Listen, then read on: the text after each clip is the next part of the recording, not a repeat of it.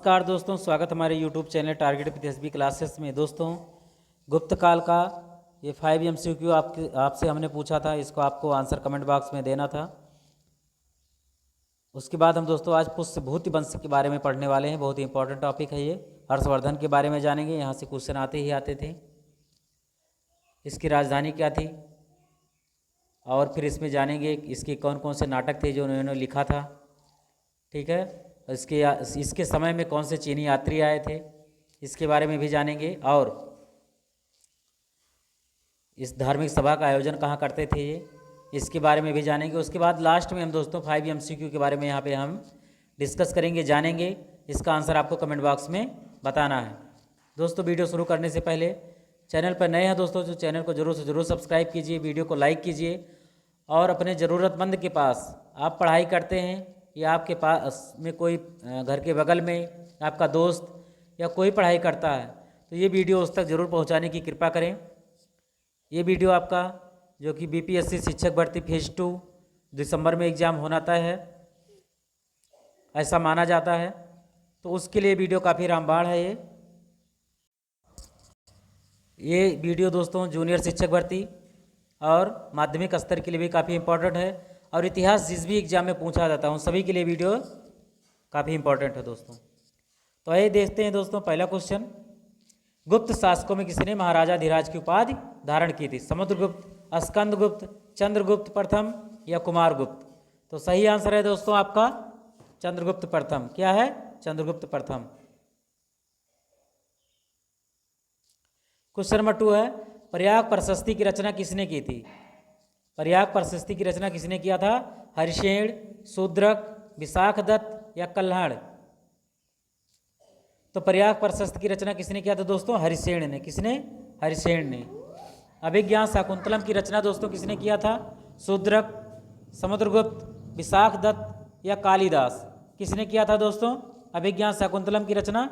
तो ये किया था दोस्तों आपका कालिदास ने। किसने? कालिदास ने।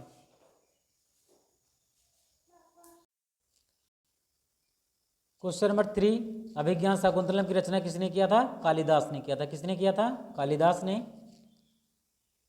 फाहियान किसके शासनकाल में भारत आया था? चंद्रगुप्त प्रथम, समुद्रगुप्त, कुमारगुप्त प्रथम, कुमारगुप्त या फिर चंद्रगुप्त द्वितीय? तो फाहियान किसके शासनकाल में आया था दोस्तों? बहुत ही इंपॉर्टेंट क्वेश्चन है दोस्तों आपका। फाहियान चंद्रगुप्त द्वितीय के शासनकाल में। कब? चंद्रगुप्त द्वितीय का। क्वेश्चन नंबर 5, किस गुप्त शासक को वीणा बजाते हुए सिक्कों पर दिखाया गया है? पिछली वीडियो में आप दोस्तों अगर नहीं देखे तो जाकर के जरूर देखिएगा। कुमारगुप्त, समुद्रगुप्त, चंद्रगुप्त द्वितीय या स्कंदगुप्त? तो सही आंसर है दोस्तों आपका समुद्रगुप्त को। इसके सिक्कों पर इसको बीड़ा बजाते हुए दिखाया गया है, यानी कि संगीत प्रेमी था, ये ऐसे सम्राट थे, ऐसा भी माना जाता है दोस्तों। चैप्टर 10 है दोस्तों पुष्यभूति वंश। क्या है? पुष्यभूति वंश। संगम नगरी के बारे में दोस्तों आप लोग जानते ही हैं।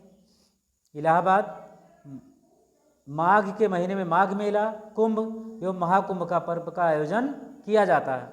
इसमें दूर दूर से लोग, देश विदेश के लोग भी आते हैं। 1400 वर्ष पूर्व हर्षवर्धन नाम के राजा यहाँ प्रति 5वें वर्ष आ करते थे और क्या करते थे? धर्म सभा करते थे। अब क्वेश्चन ये पूछा जाएगा दोस्तों कि हर्षवर्धन नाम के जो राजा थे ये धर्म सभा कहाँ करवाते थे? इलाहाबाद, अयोध्या, कन्नौज या थानेश्वर? ऐसे 4 ऑप्शन बना के देंगे दोस्तों और आप कंफ्यूज हो जाएंगे। ठीक है, तो आप कहाँ करवाते थे? प्रयागराज या इलाहाबाद में। ठीक है, यहाँ अपनी 5 वर्ष की संचित संपत्ति का दान करते थे। कौन? हर्षवर्धन।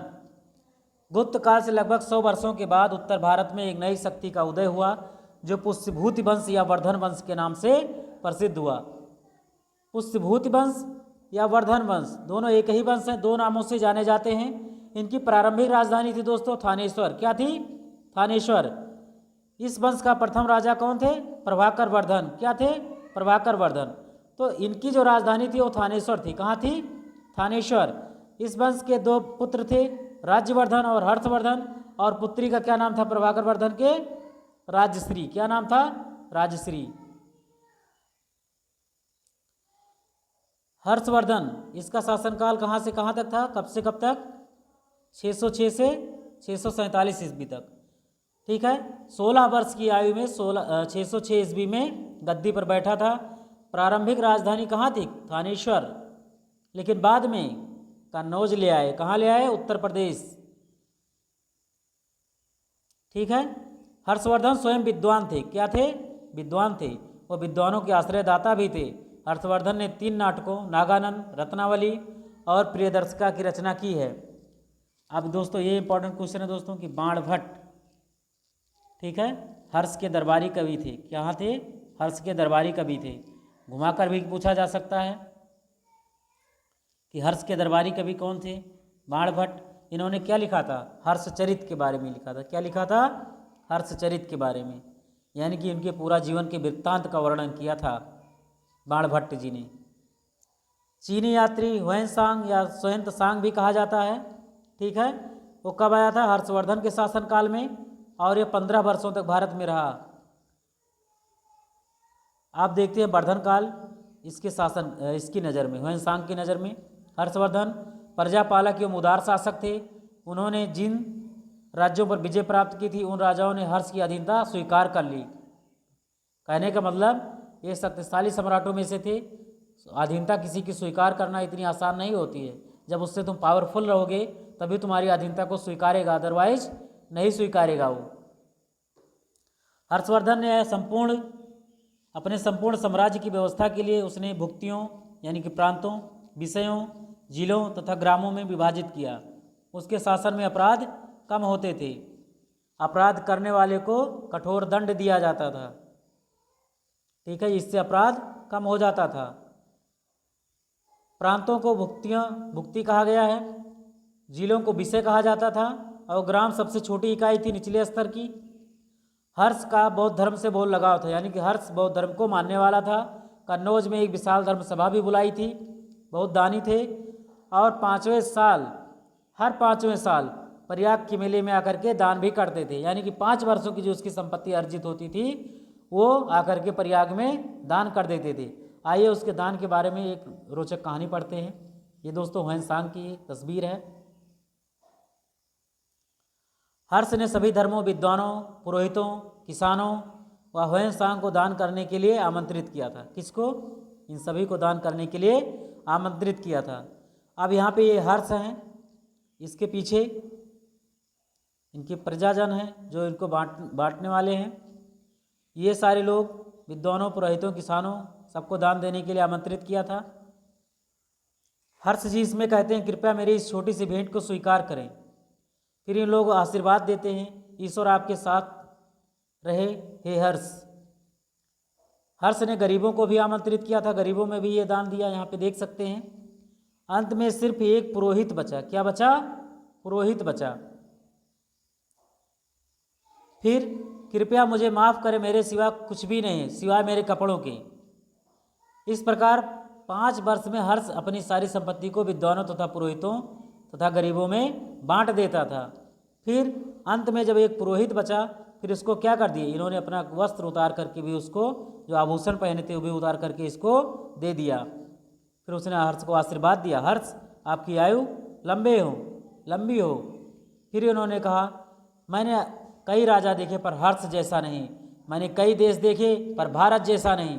भारत वास्तव में महान देश है और इसकी महानता हर्ष जैसे लोगों की वजह से और चरितार्थ होती है और बढ़ जाता है। नालंदा का विश्व प्रसिद्ध विश्वविद्यालय कहाँ था? हर्ष के राज्य में ही था। नालंदा दोस्तों बिहार में है। यहाँ धर्म के अतिरिक्त व्याकरण, तर्क, चिकित्सा, विज्ञान, शिल्प और उद्योग की भी शिक्षा दी जाती थी। धार्मिक सद्भाव था, लोगों के विचारों में मतभेद नहीं था। सोहेंतसांग ने यहाँ शिक्षा ग्रहण की तथा पढ़ाया भी, लोगों को शिक्षण कार्य भी किया। 647 ईस्वी में हर्षवर्धन की मृत्यु हो गई। इन्होंने लगभग 40 वर्षों तक शासन किया था। कितने वर्षों तक? 40 वर्षों तक। उसकी मृत्यु के बाद केंद्रीय शासन सत्ता छिन्न भिन्न हो गई, यानी कि अलग हो गई। सब लोग राज्य, छोटे छोटे राज्य जो थे वो स्वतंत्र होने लगे, अपने आप को स्वतंत्र घोषित कर लिए। ये नालंदा विश्वविद्यालय दोस्तों। अब आइए देखते हैं दोस्तों 5 MCQ इससे रिलेटेड। इंपॉर्टेंट चैप्टर था दोस्तों ये। ह्वेनसांग किसके शासनकाल में भारत आया था? राज्यवर्धन, हर्षवर्धन, प्रभाकर वर्धन या इनमें से कोई नहीं? तो इसका आंसर आपको कमेंट बॉक्स में बताना है। हर्ष किस धर्म का अनुयायी था? किस धर्म से लगाव था उसका? शैव धर्म, वैष्णव धर्म, बौद्ध धर्म या जैन धर्म? क्वेश्चन नंबर 3, हर्षवर्धन ने किसकी रचना नहीं की थी? ऐसे ही क्वेश्चन आपके पीसीएस में, आरओ में या और भी बीपीएससी शिक्षक भर्ती में भी पूछा जा सकता है। तो आपको ऐसे ही प्रश्न तैयार करने हैं। नागानंद, रत्नावली, हर्षचरित या प्रियदर्शिका? इनमें से ये बताना कि कौन सी रचना नहीं थी। क्वेश्चन नंबर 4, ह्वेनसांग भारत में कितने वर्षों तक रहा? 13 वर्ष, 15 वर्ष, 16 वर्ष या 18 वर्ष? कमेंट बॉक्स में दोस्तों आपका इसका आंसर बताना है। हर्षवर्धन अपनी धार्मिक सभा कहाँ आयोजन करता था? कहाँ पे जा करके सभी लोगों को दान करता था? ऐसे क्वेश्चन आपसे पूछे जा सकते हैं। ठीक है, उज्जैन में, थानेश्वर में, कन्नौज में या प्रयाग में? तो इसका आंसर दोस्तों आपको कमेंट बॉक्स में बताना है। आई होप दोस्तों ये मेरा वीडियो आपको पसंद आया होगा। बहुत छोटा वीडियो था दोस्तों, चैप्टर बहुत छोटा था। दोस्तों चैनल पर नए हैं तो चैनल को जरूर से जरूर सब्सक्राइब कीजिएगा, वीडियो को लाइक कीजिए और अपने दोस्तों के बीच में शेयर जरूर कीजिए, ज़रूरतमंद के पास जरूर पहुंचाइए। आपके आसपास जो छोटे बच्चे पढ़ने वाले हैं उनसे प्रश्न पूछिए कि वो आंसर इसका दे पाते हैं कि नहीं दे पाते हैं, वास्तव में पढ़ाई करते हैं कि अपनी लाइफ के साथ खिलवाड़ करते हैं। मिलते हैं दोस्तों जल्दी नेक्स्ट वीडियो में। बहुत बहुत धन्यवाद दोस्तों, थैंक्स फॉर वॉचिंग। लगातार चैनल पर बने रहिए। ये वीडियो दोस्तों आपका बीपीएससी शिक्षक भर्ती के लिए या जूनियर का हो, माध्यमिक का हो, सभी के लिए वीडियो रामबाण है एकदम से। क्वेश्चन आपका मैं बाहर से नहीं आने दूंगा। इसके बाद में भी मैं आपके बीच में वीडियो लाऊंगा, इसी टॉपिक से रिलेटेड लाऊंगा, आपके एमसीक्यू के रूप में लाऊंगा और आपको उसको आंसर देना है। बहुत बहुत धन्यवाद दोस्तों, थैंक्स फॉर वॉचिंग। मिलते हैं नेक्स्ट वीडियो में, धन्यवाद।